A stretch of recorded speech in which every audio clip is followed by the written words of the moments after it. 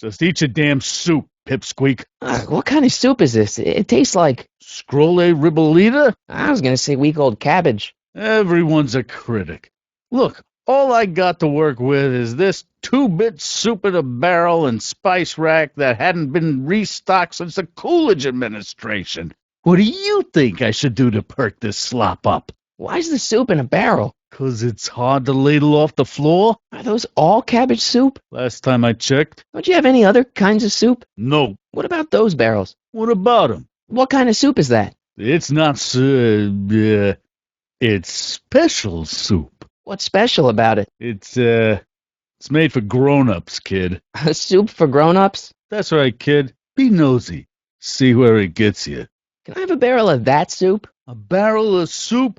Absolutely not, kid. Even in times like these, I can tell you ain't that hungry. What about those barrels? Can I take one of those? Look, kid, bowls. You get a bowl of soup and a cut of bread. The only person who gets barrels is the Strickland dame. Edna? That's right. She delivers the barrels to people and places what can't come into the soup kitchen. Organizations for the elderly and the infirm.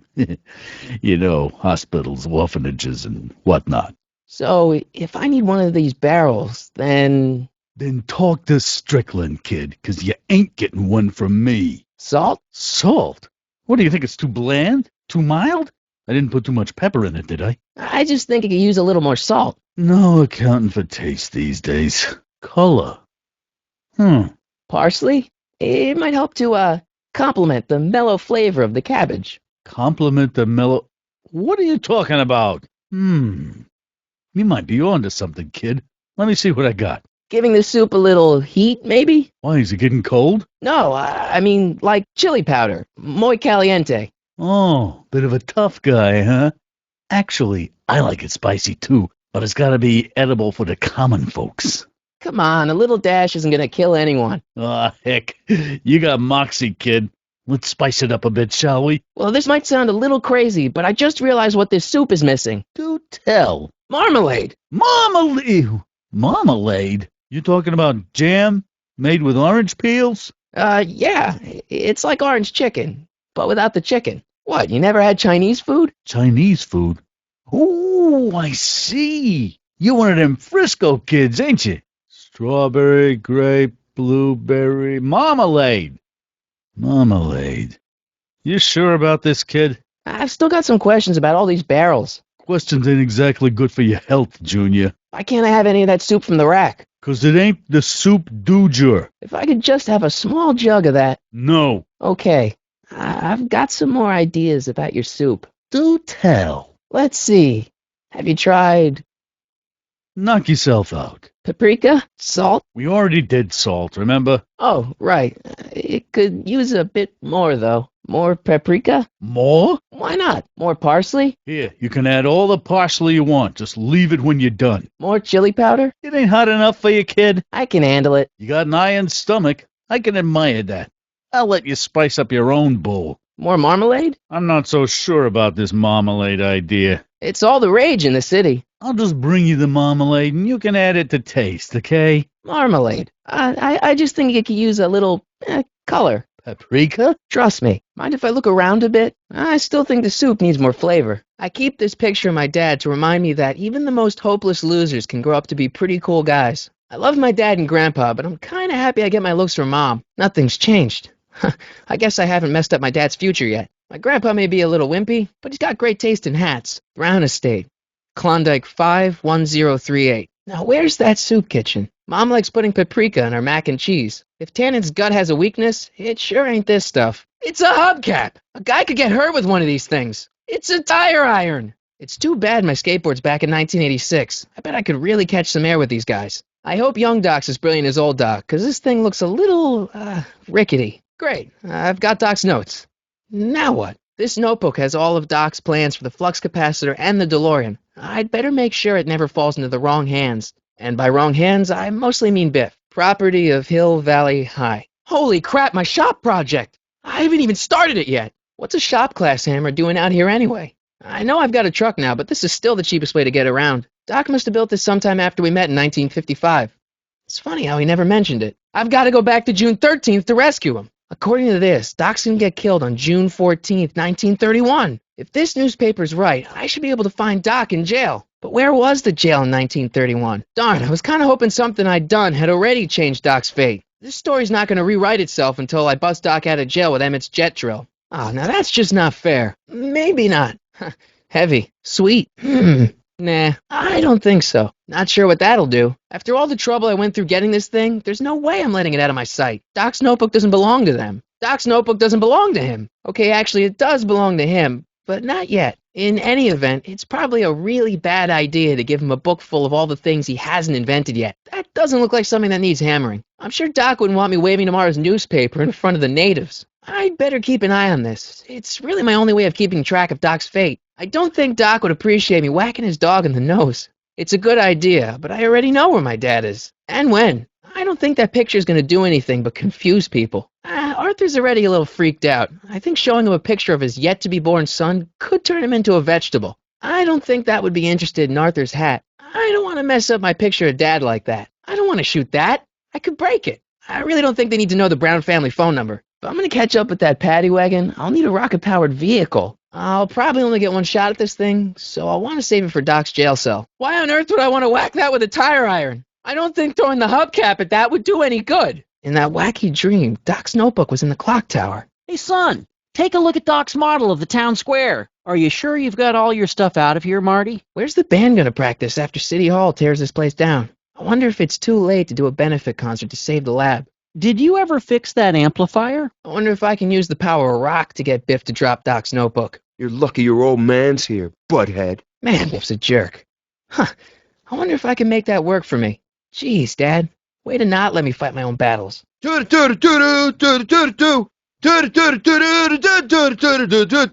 Maybe now I can get Biff to put down Doc's notebook long enough to grab it. Crank it up, Marty! Last time I cranked up that amp, it blew me across the room. Doc? Need some help getting out of there, Doc? I hope you left a message for me, Doc, because this is weird. Is that it? One message in a broken time machine? It's too bad you're not a bloodhound, boy. Hey, what's that shoe all about, Einie? What do you think, Einstein? You think I should ring the bell? This is the weirdest version of Cinderella ever. I'd better show her the shoe before she calls the cops on me. Did you come all the way up here to chat, or are you just gonna poke around my apartment like you're casing the joint?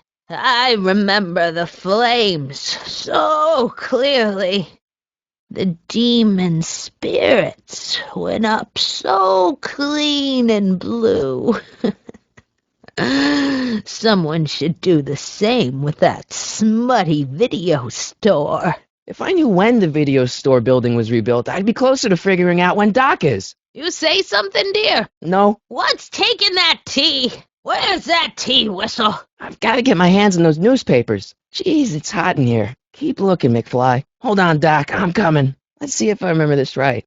Ignition, time circuits, set destination, 88 miles per hour. Simple. What am I waiting for? Doc's about to be killed in 1931. Where is the jail in 1931 anyway? I can sightsee later. Right now, I've got to find the Doc. Guess I better go to that soup kitchen and call Doc's house. Young Doc's in the courthouse. I hope I'll be able to recognize him. Man, young Doc mumbles even more than old Doc. I'll never be able to remember what young Doc's mumbling about. I should record some samples of old-timey people talking and use it in a new song. Doc could probably flip if he heard what his younger self sounds like. I better tell young Doc the solution to that formula before I forget it. I bet Tannen knows where my grandpa's hiding. Tannen said he was gonna go make himself look irresistible. Man, those peanuts are making me hungry. I'll never get my grandpa's hat back while Tannen's eating those peanuts. I'm not falling for those spicy peanuts again. I wonder if Doc would like some peanuts. Emmett's breath smells okay to me. Where am I going to find some marmalade around here? That soup's still missing something. I bet Tannen would drop Grandpa's hat if I got marmalade all over it. Okay, I've got Grandpa's hat. Now what? If I'm going to deliver that subpoena, I'll probably have to ring Arthur's doorbell. Tannen's not too bright. Maybe I could trick him into dragging Grandpa out in the open. Jeez, why are the Tannens always so loud? And stupid. Whoops. I hope Arthur's still where I left him. Father, why don't you ever listen to me? Calm down, Marty. Okay, you could do this. Just do what the crazy teenage inventor tells you. That crack in the wall looks like a good place to drill. I need some wheels to go after that paddy wagon, and fast wheels. I need something to open that door. I hate guns! We need something to get rid of these cops! Where am I going to find booze in the middle of Prohibition? Maybe I should look for some drunks. There's more to that soup kitchen than meets the eye. Need any help? I can't keep that kitchen door open by myself. You gonna eat something or what? Hey, you! Eat some soup before it clots. That soup's awful. As a soup chef, that guy's a great gangster. There's something fishy about that soup kitchen. The chef in the suit appears to be utilizing some sort of audio cue. I think you should try an inclined plane. This hat belongs to my grandfather. It may not look like much, but it packs a wallop. It's an antenna. These better open the paddy wagon or we're screwed. This time-traveling shoe is my only clue to finding Doc. I need to get this subpoena into Arthur McFly's hands, so young Doc will have the time to help me bust old Doc out of jail. I don't want to record them right now. What do you think you're doing up there, you scrawny little runt? Get down here right now! Who's he calling scrawny? Doc will want to hear this. Really? Let me see. Come on, Marty. Get that notebook so we can find Einstein. I've swapped the soup out with the booze. Now I've just got to figure out a way to get it to Emmett. Awesome. Cool. Rad. Nice antique. Well, in a few years. Grandma had one of those. Maybe that one. The 80s has better gadgets, but the 30s got style. Jennifer'd like that. She's into old stuff. Oh, better not touch that. That looks like something to stay away from. I hope they ask about the 30s on my history exam. Doc will flip when he hears his own voice. I've got to get Doc's notebook back from Biff. I've got to figure out a way to help Doc. I wonder if old Doc would know what young Doc is mumbling about. All right, I'm ready. Good evening. I'm Dr. Emmett Brown. I'm standing on the parking lot at Lone Pine Mall. It's Saturday morning, October 26, 1985, 1:18 a.m. And this is temporal experiment number 1. Come on, Einie. Hey, boy, get in there. That a boy. In you go. Get down. Get your seatbelt on. That's it. Whoa. Okay. Please note that Einstein's clock is in precise synchronization with my control watch. Got it? Right, check, Doc. Good. Have a good trip, Einstein. Watch ahead. You got that thing hooked up to the car? What's this? Hot Jesus Christ. Jesus Christ, Doc. You disintegrated Einstein. Calm down, Marty. I didn't disintegrate anything. The molecular structure of both Einstein and the car are completely intact. Where the hell are they? The appropriate question is, when the hell are they? You see, Einstein has just become the world's first time traveler. I sent him into the future. Not me. The car.